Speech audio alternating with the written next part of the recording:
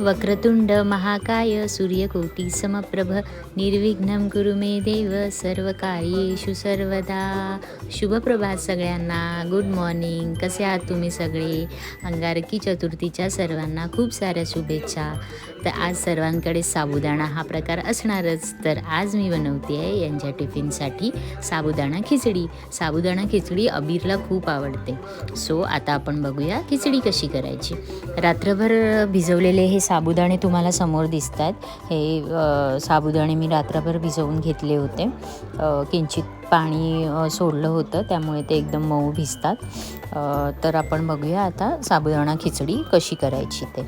फोडणीसाठी घेतलं आहे मी. तेलामध्ये हिरव्या मिरच्या चिरून घेतल्या आहेत उभ्या. थोडेसे शेंगदाणे घेतलेत. हिरव्या मिरच्या आणि शेंगदाणे व्यवस्थितपणे तेलामध्ये चांगले परतून घ्यायचे आहेत. आणि त्यानंतर एक बटाटा बारीक चिरून धुवून तोही तेलामध्ये आपल्याला परतून घ्यायचा आहे. आणि किंचितचं मीठ घालायचं आहे आपल्याला बटाटा लवकर शिजण्यासाठी. आपण एक 2-3 मिनिटांची एक वाफ काढूया यासाठी. आणि बघूया साबुदाणे आणि शेंगदाण्याचं कूट हे एकत्रित करून आपल्याला एकत्र करून घ्यायचं आहे. आणि म्हणजे हे एकत्र केलं ना तर नुसता साबुदाणा जर आपण फोडणीमध्ये टाकला तर तो चिकटतो कढईला. त्यामुळे मी शेंगदाण्याचं कूट आणि साबुदाणा असं एकत्र करून घेते.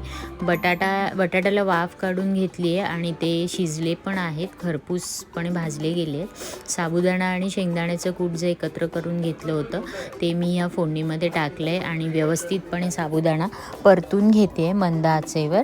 मंद आच ठेवायची आहे. चवीनुसार मीठ घालायचं आहे. मंद आच ठेवलं तरच साबुदाणा मऊ होतो. सोबतच मी चिमूटभर साखर पण घातली आहे. तर मी सांगत होते मंद आच ठेवलं तरच साबुदाणा एकदम सॉफ्ट होतो. फास्ट गॅसवर केलं तर तो एकदम कडक होतो शिजल्यावर. एक वाफ काढून घेतली आहे. मस्त मऊ असं साबुदाणा आपला शिजलेला आहे. व्यवस्थितपणे परतून घ्यायचा आहे. एकदम मऊ छान शिजलेला आहे. तर तुमचा पण सगळ्यांचा उपवास असेल. तुम्हाला सगळ्यांना संकष्टीच्या खूप खूप शुभेच्छा. तुम्ही उपवासासाठी काय काय केलं हे पण मला कमेंटमध्ये नक्की सांगा. Okay, bye.